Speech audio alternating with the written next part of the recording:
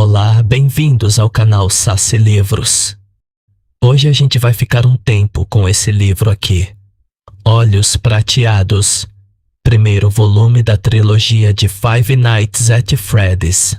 Se você já acompanha o canal, sabe que a gente tem o book trailer sobre esse livro e uma playlist inteira só de FNAF. Inclusive, tem um vídeo aqui na Saci Livros com 5 fatos pouco conhecidos sobre esse livro. Se ainda não viu, depois vale a pena dar uma olhada. Mas hoje é diferente. Hoje, a câmera fica só aqui em cima do livro, dando destaque a essa joia inaugural do universo Five Nights at Freddy's. Vou abrir com calma, folhear, comentar, e a gente vai andando junto. Se você nunca leu, não se preocupa. Vou cuidar para não estragar as surpresas grandes. Se já leu, a gente pode olhar com mais carinho para alguns detalhes. Antes de começar, manda a vinheta.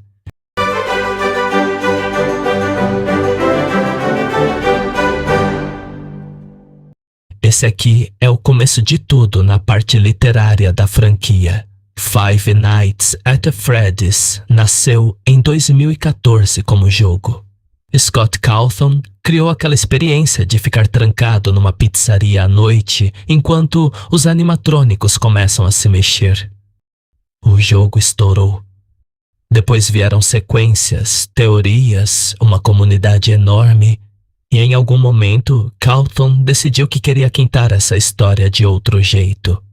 Aí ele se juntou com Akira Bridge Risley e saiu o primeiro romance. Nos Estados Unidos foi The Silver Eyes, em 2015. Mas por pouco, o livro não se chamou outra coisa. O título original ia ser The Untold Story. Chegou a ser anunciado assim. Depois mudaram para The Silver Eyes. Aqui no Brasil, foi lançado em 2017 com esse título que a gente conhece, Olhos Prateados. A tradução é da Glenda de Oliveira, e o livro tem 368 páginas. Apesar do nome da série estar em inglês, Five Nights at Freddy's, essa edição brasileira é toda em português. A tradutora fez o trabalho de trazer o texto para a nossa língua, e o resultado ficou bem fluido. Uma informação importante: a idade recomendada de leitura é a partir dos 12 anos. Então, se você está pensando em indicar para alguém mais novo, esse é o parâmetro oficial.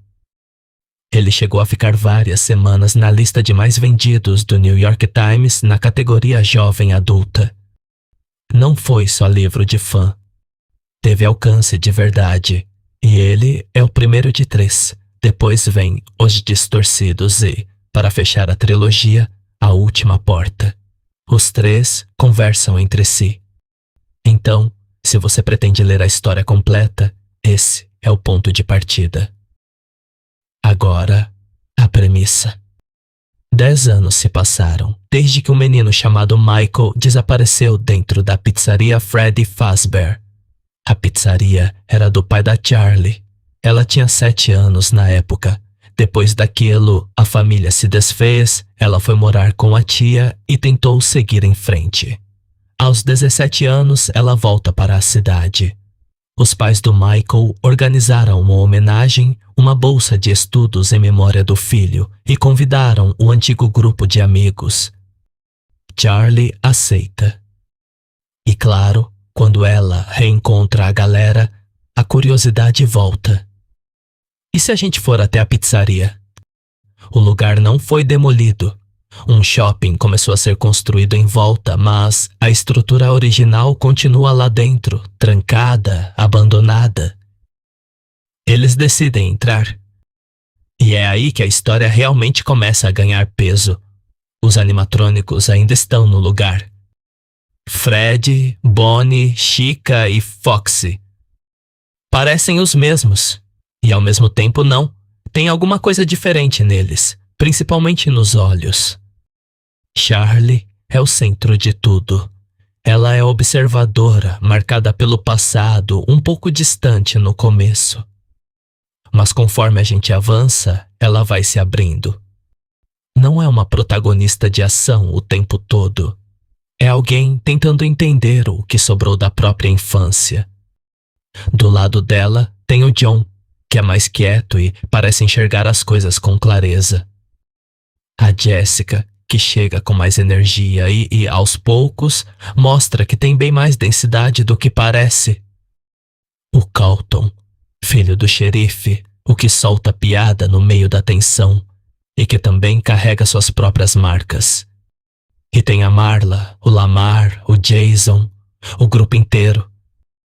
O que eu gosto nesses personagens é que eles não são heróis prontos. São jovens que compartilharam uma coisa grande demais quando ainda eram crianças e agora precisam lidar com o que ficou. O livro constrói o terror de um jeito paciente. Não é susto a cada 2 páginas. É uma sensação crescente de que aquele lugar não está vazio, de que o passado não ficou para trás. A pizzaria funciona quase como um personagem, fechada, escura, cheia de memória e de algo que não quer ser relembrado. Tem muita nostalgia misturada com desconforto. Eles lembram das festas, das luzes, das músicas e, ao mesmo tempo, estão andando por corredores onde aquelas mesmas figuras agora parecem observar. Isso é uma das coisas que o livro faz bem. O terror não vem só do que se move no escuro. Vem do reconhecimento, de olhar de novo para algo que um dia foi seguro e perceber que não é mais. Quais são os temas? São vários. Nostalgia é um deles. Trauma é outro. Amizade, culpa familiar, o peso de ser filha do homem que construiu aqueles animatrônicos. E claro, o título. Olhos prateados. Não é só descrição, é símbolo. Aqueles olhos que antes eram amigáveis agora carregam outra coisa. Frio, observação, a perda da inocência. A história do livro continua na nossa cabeça depois que termina justamente por causa disso. O susto passa. A pergunta fica: o que a gente faz com o passado quando ele decide não ficar quieto? Uma coisa que muita gente pergunta: esse livro é a mesma história dos jogos? É canônico? Não. Scott Cawthon deixou claro que a trilogia acontece num universo paralelo. É canônico dentro da própria trilogia, mas não é a linha principal dos jogos.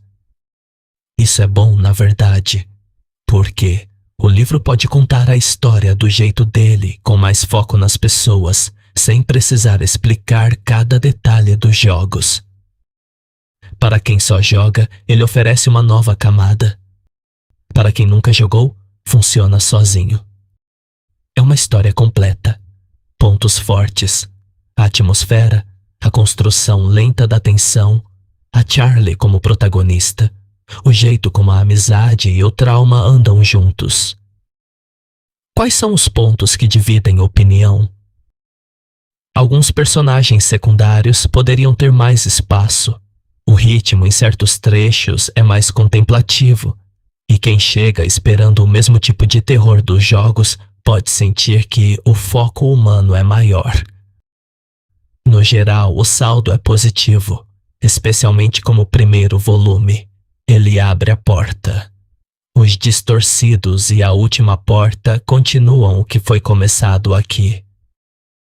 Se você se interessar, o caminho natural é seguir a trilogia nessa ordem. Então, fica a pergunta: vale a pena? Eu acho que sim. Principalmente se você gosta de terror com atmosfera, de história sobre o que a gente deixa para trás e do que insiste em voltar. Se você já curte FNAF, é uma forma diferente de olhar para o mesmo universo. Se não curte, ainda assim pode encontrar uma narrativa sólida e envolvente. Lembrando, idade recomendada a partir dos 12 anos. E, apesar do nome da série ser em inglês, essa edição que a gente está vendo aqui é em português do Brasil. Aqui no canal, o book trailer já está disponível. O vídeo com 5 fatos pouco conhecidos também. E a playlist de Five Nights at Freddy's reúne tudo. Se esse livro te prendeu de algum jeito, deixa nos comentários o que você achou. Ou se pretende começar a ler. Se você acompanhou o vídeo até aqui, deixa o like. Se inscreve no canal se ainda não for inscrito. E ativa o sininho se quiser saber quando saírem os vídeos dos próximos volumes. Dá uma olhada na descrição desse vídeo. Lá você vai encontrar uma lista de livros e de artigos FNAF. Os links são de afiliado da Amazon. Você não paga nem um centavo a mais e colabora com o canal, que recebe uma pequena parte do valor do produto. Confira esses 2 vídeos que vão aparecer na tela final. Um deles pode te interessar. 10 anos se passaram. A pizzaria ficou para trás. As luzes apagaram, mas alguns olhares nunca realmente se fecharam. Esse é o começo. A porta está aí. Você decide se abre. Obrigado por ficar comigo até o final. Até o próximo vídeo.